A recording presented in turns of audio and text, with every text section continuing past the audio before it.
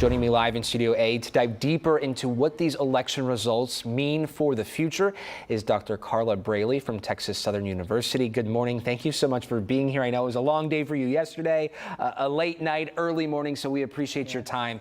Thank you so much. So let's dive right into it. With control of the White House and now Senate, what issues do you see Republicans prioritizing, tackling first?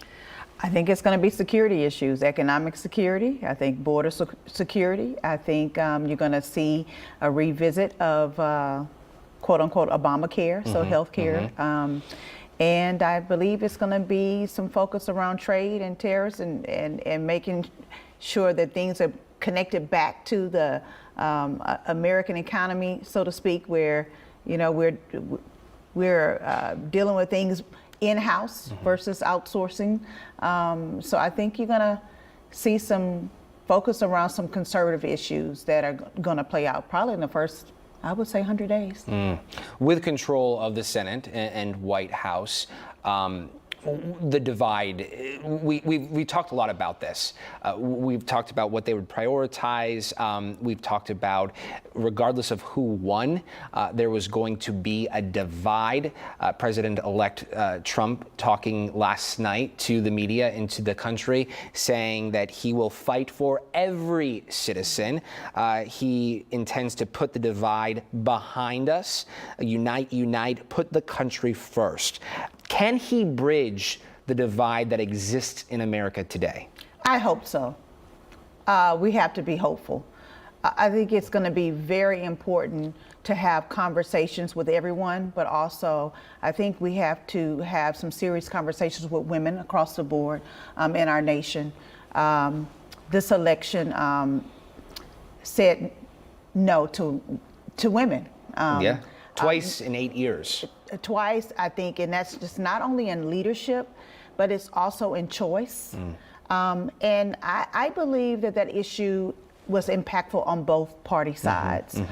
So there are going to have to be some serious conversations. There are going to have to be, you know, some practical, not only discussions, but appointments that I think can potentially bring people together across party lines, but across also geographical lines. I mean, we're seeing the votes are still very loose, right? Like we have some raw numbers, but we know we're going to have some time to really analyze this. But suburban, rural, we have some work to do. So I'm hopeful that he's going to do what he says he's going to do. But yeah, I don't know what that approach looks like right now, though. Examining the numbers, looking at the votes, we can see she really underperformed. Harris really underperformed when it came to the Latino vote. You know, some folks are applauding her for her short campaign, a campaign that was approximately 3 months in length, only about 100 some odd days. But she had a lot of baggage from the Biden administration. She wasn't able to carry these battleground states. What do Dems do next? Where do they go from here? I think it's got to go back to the ground. You got to go back to talking to the people. You got to go back to recruiting candidates who represent their communities. We got to go back to ensure that the staffing is diverse.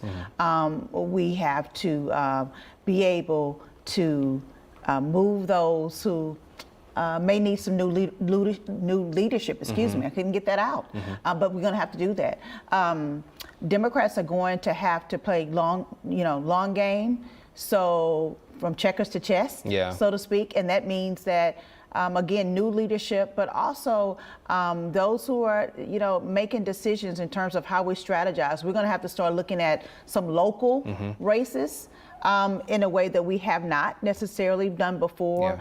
There are some differences even in terms of geographical locations. We can see that now. So I'm not sure what role she would play, so to speak, but I do think we're going to see new leadership. My last question, we're running out of time, so it has to be quick. Polls leading into this race, the results now feeling a lot like 2016, sort of deja vu here. As a professor, as someone who really examines these numbers, these votes, what are your thoughts on polls, and what do we do with these polls moving forward to ensure they are more accurate, or how can we get accurate polls?